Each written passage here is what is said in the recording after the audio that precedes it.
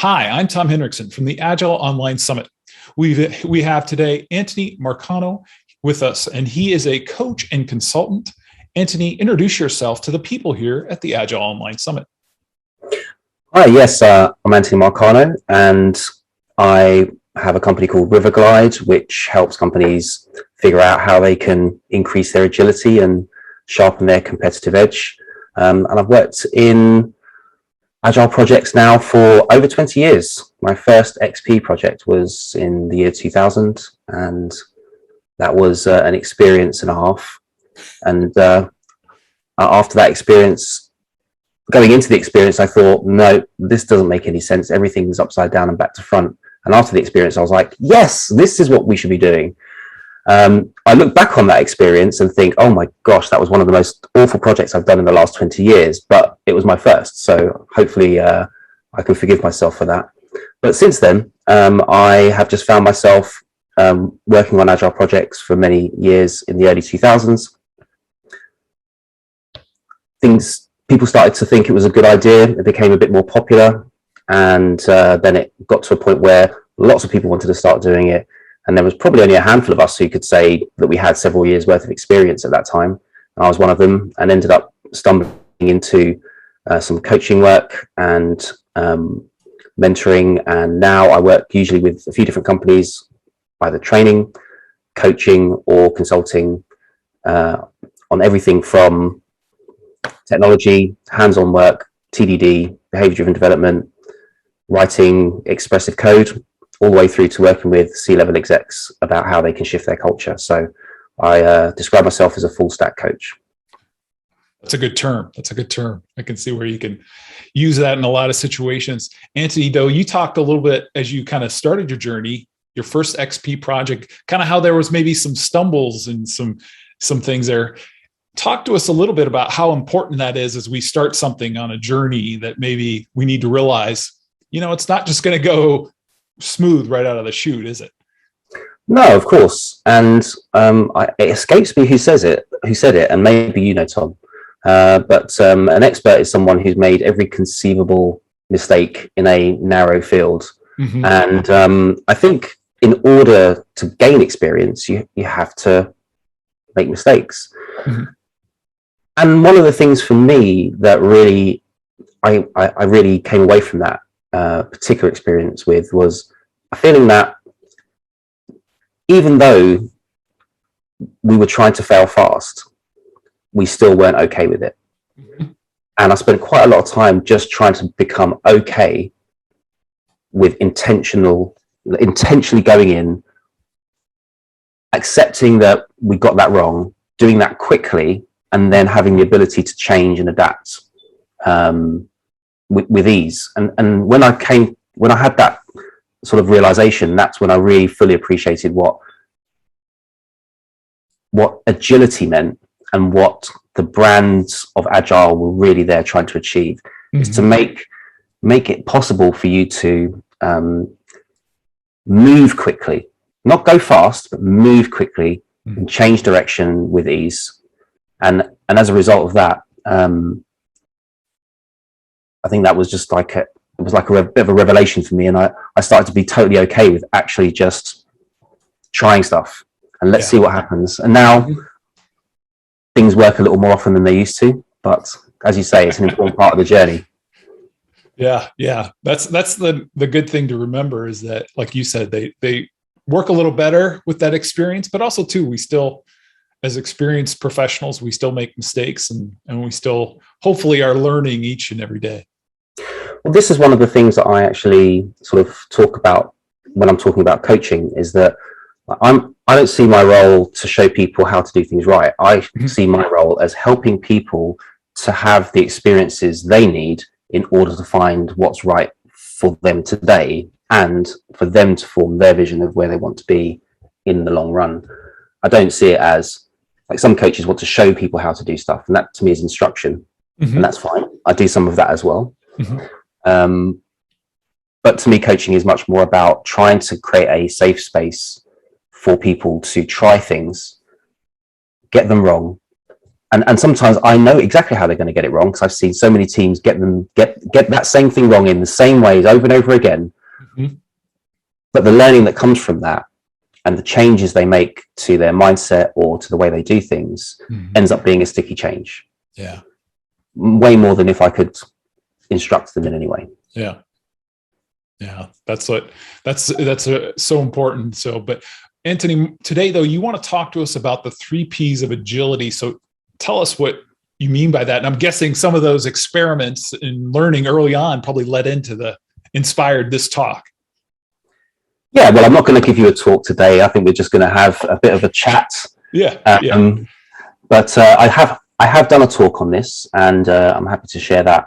If people check out my Twitter, which is my name, Antony Marcano, I'll put a link to that full talk on there. But yeah, I talk about the 3 Ps as in people, products, and process, but not in the same way that many other people will talk about it. Over the years, my first experience was with extreme programming.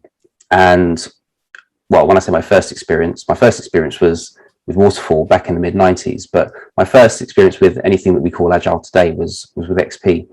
And as I sort of encountered other ways of doing things, Scrum, Kanban, even the sort of software craftsmanship movement, or software artisanship, as I prefer to call it,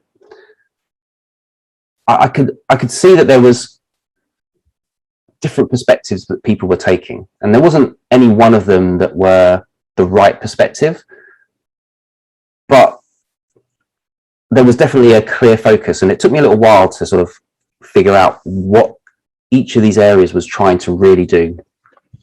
I think XP kind of helped me a lot because in the first iteration of it, which was my first experience, it really did cover off people, products, and process agility.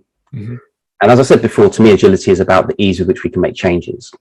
So I'll start with, say, products. So a lot of the software engineering practices, whether it's test-driven development, refactoring, all of these other things, continuous integration, all of these things are really there to help us make it easy to change the product. So we can change the product quickly, but not necessarily fast. So we can have new capabilities out sooner, not necessarily faster. And more frequently, I suppose, is the other thing. More frequently with more flexibility. Another aspect of XP was the different roles in XP, and the roles were explained very much in terms of hats that people can wear. It wasn't that your job title is this and your job title is that. It was much more, there's a role of a coach, there's a role of a team member, there's a role of a consultant, there's a role of a tracker, and there was these different roles that people could step into or step out of, as was appropriate. I suppose for many people more familiar with, say, the role of Scrum Master, which I really like to emphasize, is about mastery, not control. Although some haven't quite figured that one out yet, but many of the good ones have. That role in Scrum was kind of 2 separate roles in XP. It was the coach and there was the tracker. The person who tracks the sort of daily activities. And I felt like there was an element of that missing from many other areas. But there was an element of that about people agility. And then there was a focus also on process agility. So with Scrum, people will talk about, you continuously inspect and adapt. And you should have the freedom to change the process, although many don't change from the initial template, and do stick to that quite religiously sometimes, but others do shift away from it. Some people will take Kanban and stick that over the top of it to understand their current workflow and use the insights they gain from that to then change away from that initial Scrum template. Some people will think that Kanban and Scrum are two opposing ways of doing things and think that they're shifting to Kanban. Either way, but again, it was about how easy can we change our process, how easy can we change how we do things day to day. And I didn't really, apart from XP covering off all the bases, I haven't really felt like there's been much else that's given us that same breadth of agility for people, as in we can just change the roles that we're in, agility of the process, so we can change how we do things based on the circumstances, and agility of the products, where we can easily change the products. We can have a need come in the morning and have that capability shipped by the afternoon in some cases. Mm-hmm. So I kind of occurred to me that there was this dimension or different perspectives that different people were taking. And I kind of took a step back and thought, actually, maybe all of these things have their own shelf on my toolbox. And some have a more of a people focus and some have a more of a process focus. But the shelf that seems to have the fewest options on it in terms of, maybe a way of thinking about it was the people shelf. What are the different ways we can think about how people can be more able to adapt the role that they play in a team? And I think you see that a lot in small startups. Like small startups, you just don't have a choice. You have to step up and do whatever the most valuable thing is. If today that is adding a new feature, great. If in the afternoon it's emptying someone's waste paper basket because they're under pressure dealing with a support request, then that's what you do. You jump in and you fulfill whatever role. And that to me gave me this sort of perspective on really that true sense of people agility, of being able to do the most valuable thing for your team rather than the most relevant thing to your job title. Yeah, Antony, I want to touch on something you kind of talked about, like Scrum, for instance, is supposed to have that flexibility in it. And as you mentioned, a lot of times teams will they'll learn the process, but they kind of miss that adaptation. And I guess a lot of people use, and you probably heard the terminology too, the shu-ha-ri, where we have, the learning process where we learn the basics, then we master the basics, and then we kind of break the rules essentially, where we make our own kind of chart our own path. Why do you think that is, that so many teams kind of get hung up on? Is it maybe a safety issue, or what do you see as that impediment to adaptation? I think the real impediment is the fact that Agile is mainstream. Mm-hmm. And the rate at which it became mainstream. And I think the cultural shift needed to truly embody some of these ideas and really embrace them is quite a big change. It is it's a paradigm shift. Yeah. I think more than people realize. And in the early days, I kind of liken it to, Moore's crossing the chasm. In the early days, there was, people like myself, the early adopters, who we were just there because we thought it was cool and interesting. We didn't care if it didn't quite work yet. And, we were just excited about trying something new. And once it has to cross that chasm to the early majority, the people who are in the early majority, they have different wants. They want something that just works out of the box. Show me a simple framework that makes sense and explain the benefits to me, and then I'll think about adopting it. And at that point, I think it spread so much and so quickly that there wasn't enough time for the cultural shifts to happen, where what you end up with is, as an example, I was at a London meetup, which was around extreme programming. And somebody it was called Extreme Tuesday Club. And somebody was sort of talking to the group, and they said, Kent Beck said, blah, blah, blah, blah, blah. And I just saw a few confused looks in the room, and I thought, let me just do a quick temperature check. So just out of curiosity, how many folks here are actually aware of who Kent Beck is? And only about a fifth of the room put their hand up. Wow. And I was like, wow. So, when they were talking about test-driven development and user stories and all these things that Kent was a key part of either inventing or reinventing, as he would often say. And I was like, how many of you have heard of extreme programming? and only about a third of the room put their hand up. And I was like, this is an extreme programming meetup. Like, how have you not heard of it? What's going on? Yeah, and then I was like, oh, this is why. It's just that, you know, a lot of the folks who are adopting stuff, maybe they're just coming out of university, and they're learning it from someone who learned it from someone who learned it from someone who, all of whom came from that early majority and hadn't yet fully internalized the why, and were focusing on the how. Yeah. And I think that resulted in a lot of kind of assimilation bias, where rather than, you know, breaking apart your mental model and putting it back together and accommodating this new idea, I think a lot of people kind of just assimilated it into their current understanding of the world. And then we ended up with things that people called agile that perhaps I would look at and say, that doesn't look very agile to me. You know? Mm-hmm. So I don't think it's necessarily about safety. I think it's just more about familiarity. I think there is a long history of, you know, waterfall-esque thinking. I label it waterfall because that's what people know, but it's actually totally not how waterfall was explained originally, but that's how people think of it. And this sort of predictive project management style of doing things, and then you end up with things like SAFe, and you know, you've got program increments now instead of releases, and you've got the execution phase, which is just a mini waterfall for every story. You know, it's just a completely different. Yeah, it's almost like it's like a repackaging of the old way of doing things with some influence from Agile, but not really changing it. Mm-hmm. And actually, I think that ties in a lot with the people agility piece, and I think that actually helps to lock us in a lot, again, because of familiarity. I've actually got a slide, actually, if you don't mind me indulging me and showing you, that just came to mind. If I can just quickly, there we go. I'll just share my screen. Mm-hmm.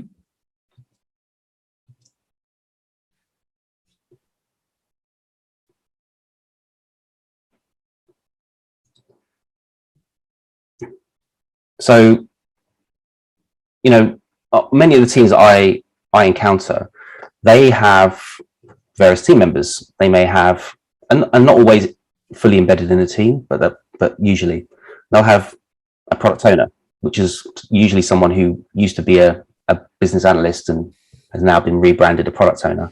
Yeah.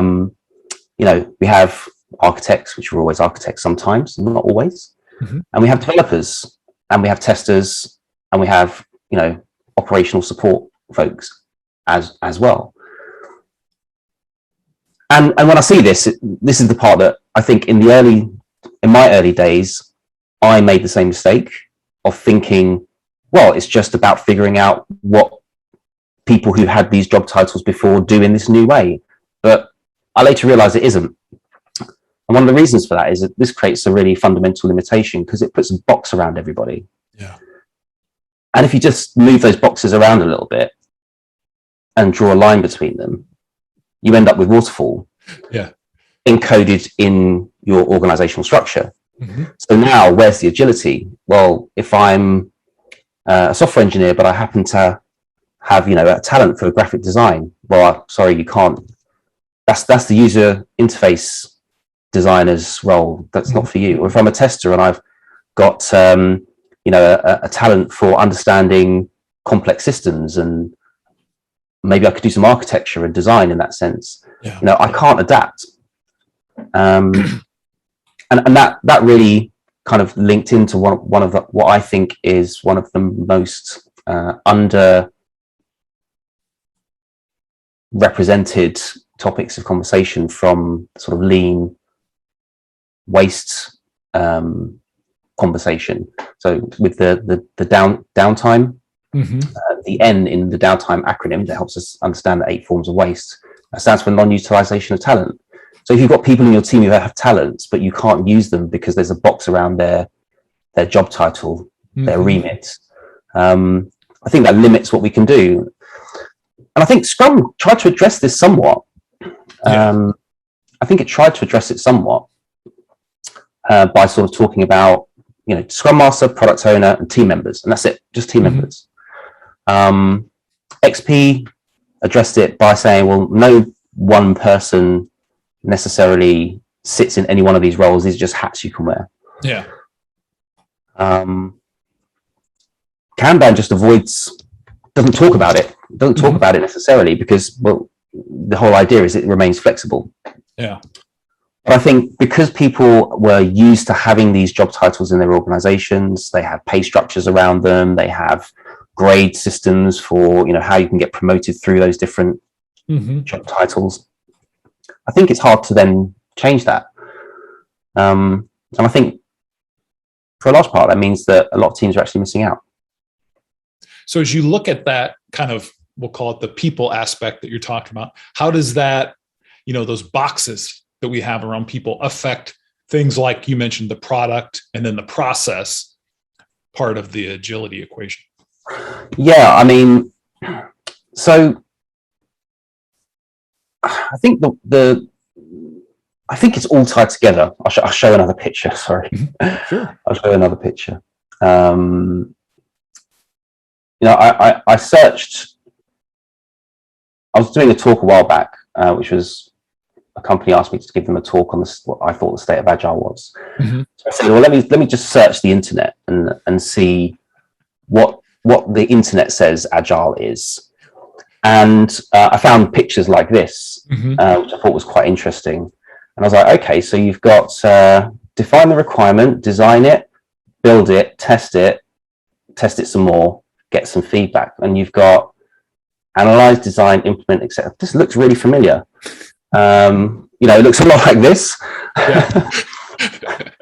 So I'm like, well, okay, so we've even kind of reframed like Agile in this way, and then what we then start to see is, well, people say, yeah, we're doing, say, Scrum, and we've got sprints, and but then you actually look at how they work, and then you see that, well, the BAs and product owners are kind of working one sprint ahead, and then the developers are doing the development a sprint later, and then the testers are testing it, and then you end up going back and forth on that a few times. But it's like one sprint, so you just got a waterfall across sprints. Yeah. Or you might look at another process. Oh, and another thing that not just about the people agility, but just about how we think about like how the consequence of this. We were warned about this many years ago in Scaling Lean and Agile Development, where it said that if you are working like this, then you're always going to be stuck in a late integration way of working. So you can't truly continuously integrate. But then you end up seeing certain frameworks that try to explain how much safer things can be. Where they say, no, don't do this mini waterfall and don't do this mini waterfall, but this mini waterfall is just fine. Like it's like design, build, test, design, build, test. It's still a waterfall. Yeah. And, it's very, when you've got handoffs like that are like captured in the functions of your teams, I think it's a challenge. On the flip side, I'm not saying that everyone should say, that's it, everyone needs to be able to do every job. That's not what I'm saying at all. I kind of subscribe to the idea of, you'll have experts in your team that, if there's a particularly tricky aspect of the testing, you want your testing expert on it. Yeah. But if a team works together over time and you remove the boundaries and give people freedom to learn and explore and grow their skills, then what I've noticed tends to happen is people start to pick up competencies from other areas. And then you end up with a team that actually has people working much more fluidly as they do things. So I think it's basically, we've almost had this waterfall thinking imprinted on our minds. It's stuck in our job titles and how teams are structured. It's stuck in the way we're told to do things, whether it's this version of agility or agile, this version or one of these versions. Ultimately they all come back to this. And then I think because the driving factor for a lot of the engineering practices that make our product easy to change was the need to that we're going to iterate quickly. We're going to find out what the user's problem is and then work with them to figure out what that problem is. And they're going to express that problem to us by telling us their story. And by telling us their story, the user story, we'll understand the problem they're facing, and we'll help come up with a way we think might solve that problem. Yeah. And we'll do that. We'll come up with something we can test with them quickly and get feedback. And that ability to work in that way, I think was the factor that drove out the need to be able to change the product quickly. And in fact, that was one of the things that inspired Kent Beck to sort of reach back into a book that he'd read about tape-based processing systems back in the 50s, and how they used to have an input-output example and then change the logic gates to produce an output example. And he's like, oh, what if we applied that to Smalltalk? Yeah. And you know, these are all things that drove out all of the engineering practices. And now our product agility is actually hindered by the fact that we're not driven as much to facilitate as fast as a change as that, because we're not really solving people's problems. We're implementing the features that someone told us to implement, which is a solution to some problem that we don't understand. And we have to follow this process, because my job is to understand the solution that's being asked for and communicate that to you. And your job is to turn that idea of a feature into a product. And then someone else's job is to see if it actually does what we thought it was supposed to do. And, you know, I think it ends up just really across the board having a fundamental limitation on how quick and easy we can to change. I'm not saying this applies to everybody. I'm working with teams right now. We've got continuous deployment. Everybody does whatever they are most capable of doing and most available to do at the time. Yeah. We've got, you know, I work with teams who are living the dream, you know, living the agile dream, but also work with a lot of companies who have been on this journey for years and years and years and are still really technically stuck in a waterfall, and they just don't know it. Yeah. Another example that I've seen a few times, and again recently, was the company was trying to explain to me, you know, how they were doing things today, and they said, "Yeah, we have sprints." I said, "How long are your sprints?" They said, "Oh, 2 weeks." I went, "Okay, cool." And at the end of that 2 weeks, what happens? Well, you know, usually when the developers finish, they hand it off to the testers. And I said, "And what do the testers do?" They said, "Well, in the next sprint, they test it." And I went, "Okay." And then what normally happens? Well, usually there's some feedback. In the sprint after that, they implement the feedback. And usually we get it out by the end of the third sprint. And I went, "Okay. So you've really got 6 week sprints, because if it takes you 6 weeks from beginning to having it in production, if it takes you 6 weeks, that's actually what your sprint length is. You're just doing the rituals more frequently than that," which is fine. I said, "But, you know, can you see how that's going back to that idea of like a, you know, inter-sprint waterfall?" And they were like, yeah.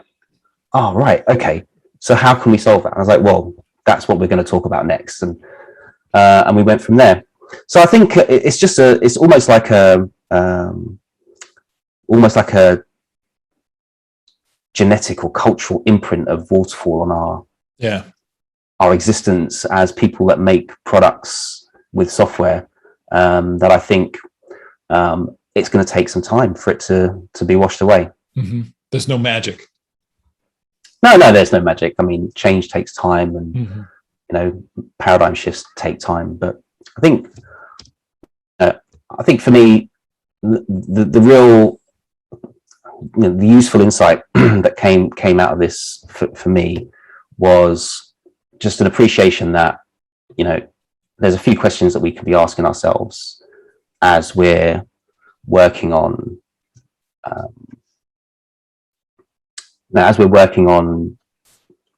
figuring out how to do things differently next. And you know, one of those questions is, you know, are our team members in fixed functional roles with a process specific responsibility? When I say process specific, I mean Scrum Master, product owner, software engineer, tester, i.e. the waterfall, you know, or can they adapt and take on the role that's most valuable to the team at the time, rather than being restricted to only doing the tasks that are most relevant to their job title? And I think if the answer to that question is, well, it's actually part A, then I start to think, well, what could we do to start to remove some of those boundaries so that people have freedom within the team to move based on their abilities. And with the product, I think, does it take weeks to add a new capability, or can an idea arise in the morning and can we be testing it in production by the afternoon? Whether it's A/B testing it or actually just ship it. Yeah. And to me, that really is another perspective to take, and a lot of that is there's an internal and an external perspective to that. The external perspective being, how do we break down the problem we want solved into the small problems we want solved, so that a team can do that in an incremental and iterative fashion. But there's the internal element, which is the ease with which we can change the product on the inside, not just how easy we make it to comprehend the change, but how easy we make it to execute that change on the product. TDD, continuous integration, well-factored code, flexible architectures. And then the final thing for me is, well, not final in no particular order really, is, the process. Like, do we have a constrained process? Are we saying we're doing Agile, but no, we're not allowed to change, when the stand-up happens? No, we're not allowed to even question whether we should have a stand-up, do we need fixed length time boxes that we call sprints, or can we try just removing the time box and trying to just see how we can optimize for flow? Yeah.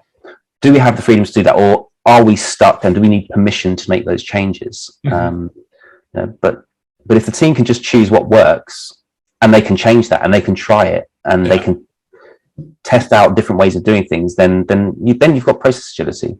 And for me, I thought, okay, I think this kind of is a good way of how I might then work with an organization to understand where are they at, and then start to tease out the conversations that would allow them to really fully exploit agility across the board, not just with a focus on the process, not just with a focus on how we make the products, but also on the freedom that people, the true autonomy that people have to actually just focus on delivering value. Yeah, that's really good stuff. Antony, you've shared a lot with us. Any closing thoughts? No, other than to say, please don't take any of this as me trying to sell a framework. It's not, it's just sharing some of the thoughts that I've had, and how I've sort of distilled, if you like, my toolboxes down to these three main shelves of how we can improve agility, and how that can then really unlock a lot of potential in teams that maybe they hadn't necessarily considered why they were adopting a particular agile concept. But hopefully this helps a few people understand why they're doing TDD, or why we take away the rigid functional roles, or why you really ought to have the freedom to change the process so you can adapt it as is appropriate, rather than just ticking the boxes and pretending you have a 2-week sprint. Very good stuff. Thank you so much, Antony. My pleasure. And thanks for having me on today. Of course, people can follow me on Twitter, Antony Marcano. You can find me on LinkedIn, of course. And I'm sure there'll be some links in the description. Yeah, we'll get that all linked up in the show notes. So thank you so much. On behalf of Antony Marcano, I am Tom Hendrickson for the Agile Online Summit.